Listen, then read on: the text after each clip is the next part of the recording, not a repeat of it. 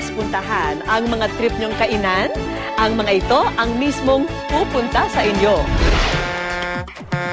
Ang mga malalaking sasakyan tulad ng truck, sa daan, madalas nagahari-harian. May mga truck na humahakot ng basura. At meron ding bit-bit ang mga construction material at iba pang mabibigat na kargamento. Pero may ibang klaseng truck na bumibida ngayon sa lansangan. At hatid nila mga pagkaing magpapasaya sa ating mga tiyan. Aarangkada na ang mga food truck. Ang mga truck at bus, hindi na lang po mga kargamento at tao ang kayang dalhin. Pati pagkain, kaya na rin po nilang dalhin, gaya nito. Nagmula raw sa Amerika ang konsepto ng food truck. At dahil sa madaling makabili ng masarap na pagkain, agad daw itong sumikat. Una kong binisita itong food truck na pinakustomize pa ng magkakaibigang negosyante. It's been very good. I think one of the key strengths of a food truck is the novelty of selling it in a food truck. That's why when people see it, tingin sila kaagad and they take pictures of the truck. So it's been received very warmly by the customers. Ginastusan nila ng halos 1.5 million pesos ang food truck na ito. Sa loob, present ang kompletong kitchen equipment. Pero sa ganitong business, hindi lang magandang truck ang puhunan. Aba, syempre, ang pagkain ibinibenta, dapat patok din sa panlasa. Pakikilala ko sa inyo mga ka-good news, ang isa sa mga nakaisip ng konseptong ito ng truck kung saan pwede magbenta ng pagkain. Si Papa Joey Reyes! Good morning! Ay, good evening na pala yan. Okay, Papa Joey, tanong ko sa'yo, bakit ito naisipan na gumawa ng ganitong klase ng, kumbaga, tindahan? Parang tindahan na rin tayo, no? Well, actually, our first idea was to do a franchise. Franchise lang dapat? Yeah. Okay, sige.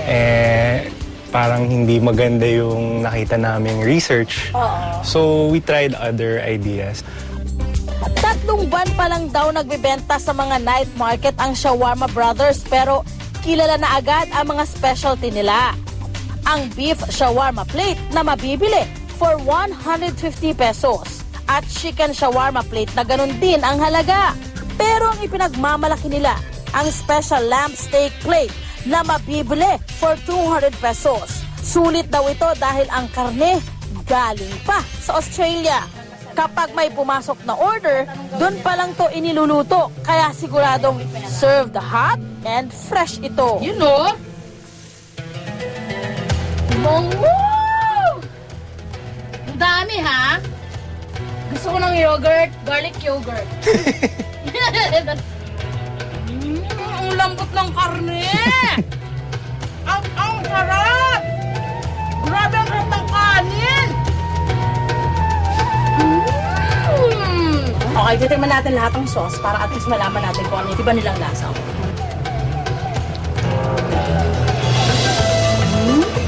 Oo nga, pero panalo pa rin. Pero masarap din siya. Ha? That's chili tomato. Wow, dami na kaya.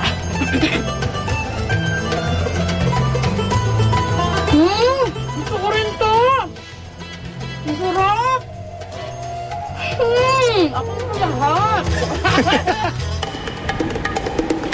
Sinundan namin ang biyahe ng food truck para malaman kung hit ito sa mga customer.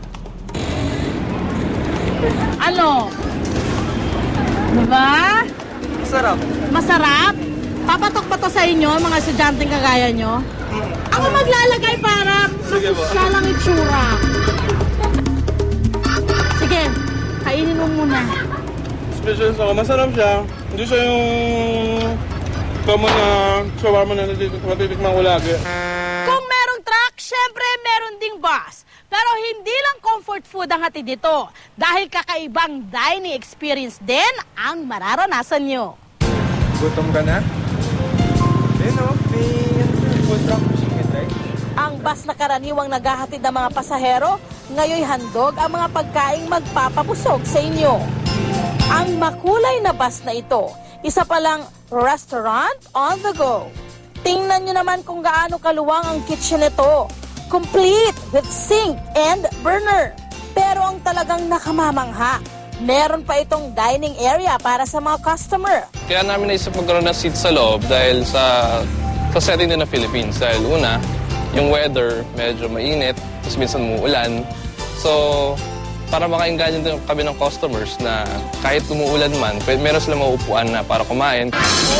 Sino ba namang hindi may intriga kapag ganitong bus ang nakita sa daan? Pati ang kanilang menu, talagang kaabang-abang. Bestseller daw ang kanilang beef Angus Tapa Surprise na ginamitan ng malambot na Mediterranean beef. Served with nachos, mabibili ang rice meal nito for 180 pesos. Ang beef burger naman, 140 pesos ang presyo. Bite size ang serving at may kasama ring nachos. Convenient at masarap namang kainin ang pork liempo grilled wrap for 150 pesos. Sa loob ng bus, komportableng makauupo ang 6 hanggang 8 katao. Ano naman kaya ang masasabi ng mga customer sa pagkain ng mobile restaurant na to? I guess, itong ganitong klaseng setup, nagpapamura rin yun ang nagpamura ng kanilang tinda. Something different, parang lalo na sa mga young ones. We were young ones. Masarap siya, tsaka juicy ang ano niya. Tamang-tama lang sa timpla. Isa pang food truck ang umuugong sa isang night market sa Makati. Bukod sa design ng kanilang truck, pati ang kanilang pagkain, hindi magpapatalo. Nag-hire pa raw kasi ng professional chef ang may-ari para i-conceptualize ang kanilang menu. The whole idea is you want something that's quick. You want something most of the time late nights. That's the target time that we want to feed people. So the first thing that came into mind for me personally was ramen. Bestseller nila ang kanilang ramen for 180 pesos. Masarap daw kasi ang kanilang noodles na sinamahan ng spring onions, chili powder, bawang, roasted sesame seeds at nori wrapper. Pero ang sikreto raw ng sarap nito, nasa sabaw. Sikat din ang iba pang pagkain nila, gaya ng chicken popcorn at sisig taco. Para naman sa mga diet conscious, perfect ang kani salad, worth 120 pesos.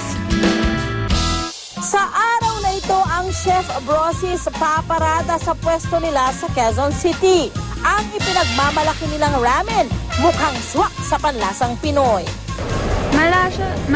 Lasang-lasa yung mga sahog na nilagay niya, creamy, tapos talagang tama yung pagkakaluto ng noodles niya. Hindi siya masyadong malagsa, hindi din siya matigas. Kaya angkas na sa kakaibang pasada ng mga food truck na aming nadiskubre. Nabusog ka na, nakapasyal ka pa!